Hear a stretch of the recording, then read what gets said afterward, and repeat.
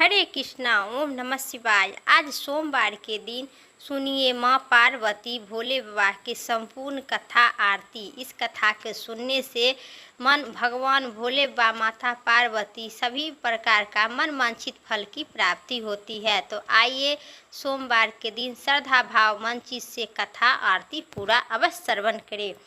ज्वालापुर नगर में एक बहुत धनीवान साहूकार रहता था। उनके घर में धन के कोई कमी नहीं था। उनके केवल एक ही दुख था कि उनके कोई पुत्र नहीं था। वह बहुत दिन रात यही चिंता करता था कि वह पुत्र पाने की कामना से प्रत्येक सोमवार को भगवान शिव का व्रत और पूजन करता था तथा संध्या काल में शिव मंदिर जाकर भगवान शिव जी के सामने दीपक जलाता था। और उनके भक्ति भाव को देखकर एक दिन माता पार्वती जी ने भगवान शिव के कहे, हे प्रभु, यह साहूकार आपका आनंद भक्त है और आप सतदेव आप व्रत के पूजा के करने श्रद्धा भाव करता है। आप इसको सभी प्रकार को मनोकामना आप पूरी करते हैं।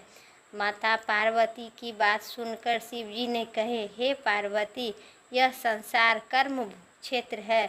जिस प्रकार किसान खेत में जैसा बीज बोता है वैसे ही फल काटता है उसी प्रकार इस संसार में हर व्यक्ति अपने अपने कर्म की अनुसार फल भोगता है।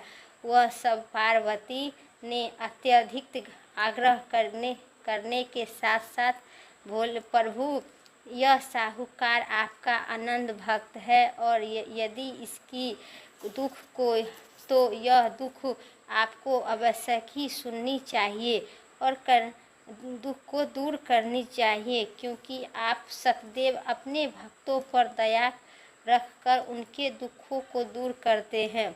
यदि आप ऐसा नहीं करेंगे तो मनुष्य आपकी सेवा और व्रत क्यों करेगा। माता पार्वती की ऐसा आग्रह देखकर भगवान शिव ने कहे, हे पार्वती, इस साहूकार के कोई पुत्र नहीं है, इसी चिंता में यह दुखी रहता है। इसके भाग में पुत्र न होने के है पर भी मैं इसे पुत्र की प्राप्ति का वर देता हूँ, पर इस पुत्र की आयु केवल 12 वर्ष तक ही रहेगा। इसके पश्चात इस पुत्र ने मृत्यु के प्राप्त हो जाएगा। इसके लिए इससे अधिक मैं और कुछ नहीं कर सकता हूँ। यह सारा वार्तालाप साहूकार सुन रहा था। इससे उसे न तो कोई प्रसन्नता हुई और न कोई दुख हुआ। वह पहले की तरह भगवान शिव जी व्रत करता था, पूजन करता था। कुछ समय बीतने पर साहूकार की स्त्री गर्भवती हुई। वे 10वें महीने में उसे एक अति सुंदर पुत्र का प्राप्ति हुई। साहूकार के घर में बहुत सी खुशी मनाई गई, लेकिन साहूकार ने धन तथा ब्राह्मणों को दान दिया और वस्त्र और दान किया। उनके किसी को पुत्र की आयु का भेद नहीं बताया। जब वह बालक 11 वर्ष का हो गया तो उसे बालक की माता ने साहूकार से बोला, ये विवाह इत्यादि के आग्रह किए, लेकिन साहूकार ने कहा कि अभी इसका विवाह नहीं करूँगी, इसके पढ़ने के लिए काशीपुर भेज दूँगा। फिर साहूकार ने अपने साले अथवा मामा, बालक के मामा को बुलाकर और उसने बहुत सा धन देकर कहा, तुम इस बालक को पढ़ने के लिए काशीपुर ले जाओ और रास्ते में जिस स्थान पर रुको वहाँ यज्ञ तथा ब्राह्मणों को भोजन करवाने के बाद आगे जाना। वे दोनों मामा भांजे यज्ञ करते और ब्राह्मणों को भोजन करवाते हुए जा रहे थे। रास्ते में प्रतापगढ़ नामक एक शहर पड़ा। उस शहर में राजा की पुत्री का विवाह था, इसीलिए शहर की अच्छी तरह से सजाया गया था। दूसरे राजा के लड़का जो राजकुमारी से विवाह शहर की अच्छी तरह सजाई गई थी और इसके लिए बारात लेकर आया था। वह एक आँख से कना था। उसका पिता इसी बात से बहुत ही चिंतित थे कि कहीं वर को देखकर कन्या के माता पिता विवाह से इनकार न कर दे। इसलिए साहूकार के अति सुंदर बेटे को देखकर उसने मन में विचार किया कि क्यों न दरवाजे के सामने इसी लड़के को वर के रूप में सजा दिया जाए। ऐसा विचार करके वर के पिता ने उस लड़के और उसके मामे से बात की तो वे दोनों तैयार हो गए। फिर उस लड़के को दूल्हे के कपड़े पहनाकर तथा घोड़ी पर चढ़ाकर दरवाजा पर ले गया और उस सारा कार्यक्रम संपन्न उसी से पूरा हो गया। फिर वर के पिता ने सोचा कि विवाह कार्य भी इसी लड़के से करा दिया जाए तो क्या होगा।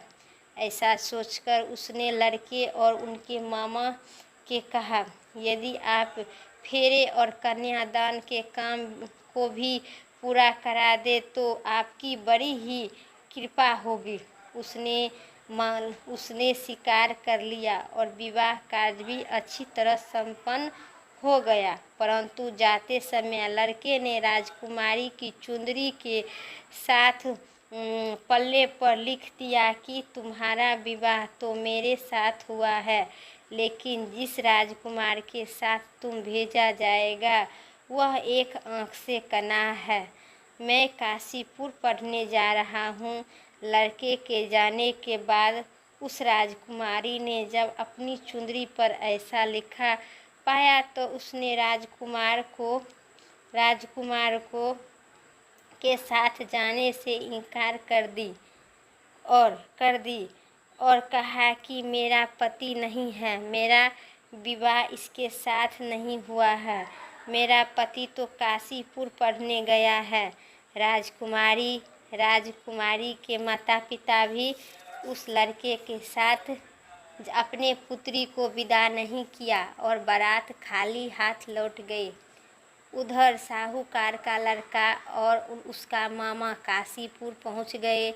वहां जाकर उन्होंने यज्ञ करना शुरू कर दिया और लड़के ने पढ़ना भी शुरू कर दिया।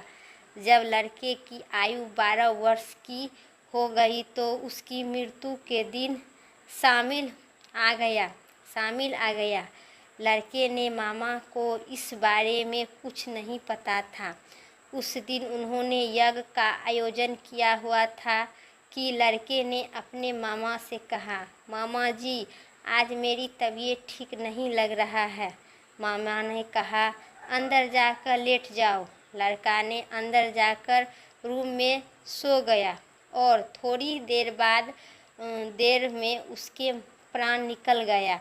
यज्ञ के बीच में जब उसके मामा ने आकर देखा कि वह मृत्यु अवस्था में पड़ा है तो उसे बहुत ही दुखी हुए।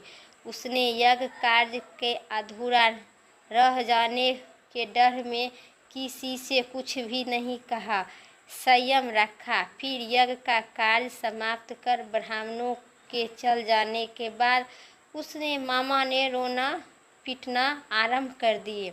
संयोग से उसी समय शिव और पार्वती जी उधर से जा रहे थे। जब उन्होंने जोर जोर से रोने की आवाज़ सुनी तो माता पार्वती ने भगवान शंकर से कहे, हे प्रभु, कोई दुखी रो रहा है, उसके कष्ट को दूर कर दीजिए। जब शिव पार्वती उसके सामने देखा तो वह एक लड़का मृत अवस्था में पड़ा था। पार्वती जी बोली, हे प्रभु, यह तो ज्वालापुर के साहूकार का लड़का है जो इसके आप वरदान से उत्पन्न हुआ था, आप ही के वरदान से। और शिव जी ने बोले, हे पार्वती, इसकी आयु इतना ही थी, आयु पूरी हो जाने के कारण यह मर गया है। तब पार्वती जी ने कहा, हे प्रभु, आप इस बालक को आयु बढ़ा दीजिए, नहीं तो इसके माता पिता तड़प कर मर जाएंगे। और माता पार्वती बार आग्रह करने पर भगवान शिव उनकी जीवित कर दिए और शिव जी की कृपा से लड़का ओम नमः शिवाय कहते हुआ उठकर बैठ गया। भगवान शिव और माता पार्वती कैलाश पर्वत पर चले गए। तब वह लड़का और उसका मामा उसी प्रकार यज्ञ करते तथा ब्राह्मणों को भोजन करवाते हुए अपने घर ओर चल आए। रास्ते में प्रताप नगर पहुँचे और वहाँ पर आकर उन्होंने यज्ञ आरंभ किया। तब जब वहाँ से राजा उधर से गुजर रहे थे तो उसने उस लड़के को तुरंत पहचान लिया और अपने महल ले जाकर उस दोनों को बहुत आदर सत्कार किए। साथ ही बहुत सा धन आभूषण और वस्त्र देकर उसे राजकुमारी के साथ विदा कर किए। जब वे अपने शहर से निकट पहुँचे तो मामा ने कहा कि मैं पहले तुम्हारे घर जाकर सूचना दे आता हूँ। जब उस लड़के के मामा घर पहुंचा तो साहूकार और उनकी पत्नी घर के छत पर बैठे थे और उन्होंने यह प्रण रखा था कि यदि हमारा पुत्र सकुशल लौट आया तो हमें नीचे आ जाएंगे, नहीं तो छत पर से कूदकर अपने प्राण त्याग देंगे।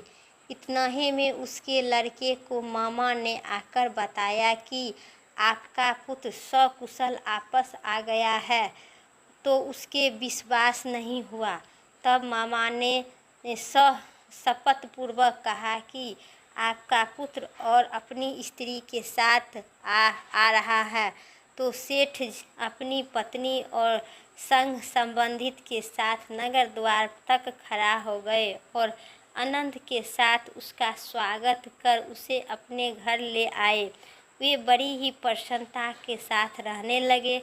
इसी प्रकार जो व्यक्ति सोमवार का व्रत करते हैं और कथा सुनते हैं, भगवान शंकर तथा माता पार्वती की पूजा करता है अथवा यह इस कथा को पढ़ता है या सुनता है, उसे सारे दुख दूर होते हैं और उनकी समस्त मनोकामना पूर्ण होती है। प्रेम से बोलिए श्री भोले बाबा माता पार्वती की जय। हर हर महादेव। ओम नमः शिवाय। अब सुनिए का आरती।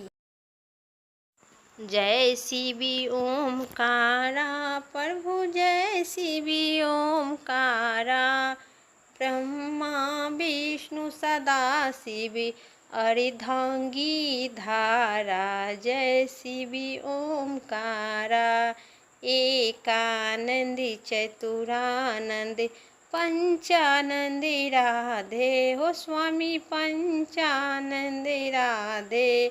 हंसासन गरुड़ासन विषुवाहन छाजे। जय शिवी ओमकारा दो भुजी चारि चतुर्भुज 10 भुजी अति शोभि। तीन त्रिभुवन रूप निरखता त्रिभुवन जनि मोहि। जय शिवी ओमकारा अक्षमाला वर्णमाला मुंडे माला धारी हो स्वामी मुंडे माला धारी। चंदनी मिग मग चंदा अति शोभे शुभकारी। जय शिवी ओमकारा अक्षमाला वर्णमाला मुंडे माला धारी। चंदन मिग मग शोभे भोले शुभिकारी। जय शिवी ओमकारा स्वत्यांबरी पीताम्बरी बाघंबरी अंगे हो बाबा बाघंबरी अंगे। सनिकाधिक ब्रह्माधिक भूताधिक संगे। जय शिवी ओमकारा करिके माधि कमंडल चक्र त्रिशूली धरिता। जग करिता जग भरता जग सहा करता। जय शिव ओमकारा ब्रह्म विष्णु सदा शिव जानत अभिवेखा वर्णाक्षर में शोभित ये तीनों एका। जय शिव ओमकारा। त्रिभुवन स्वामी शिव जी की आरती जो कोई नैरी गावे कहते शिवानंद स्वामी मन वांछित फल पावे। जय शिव ओमकारा जय शिव ओमकारा भोले जय शिव ओमकारा। मेरा वीडियो यहीं तक था। आशा करती हूँ मेरा वीडियो पसंद आई। चैनल पर नहीं है तो लाइक करके सब्सक्राइब करें। कमेंट में ओम नमः शिवाय ज़रूर लिखें और कमेंट में आप कमेंट बॉक्स में जो भी प्रश्न पूछेंगे हम उसे आशा करती हूँ आपके प्रश्न में के ज़रूर जवाब दूंगी। फिर अगली वीडियो लेके आते हैं। तब तक के लिए स्वस्थ रहिए, मस्त रहिए। जय श्री राम, राधे राधे।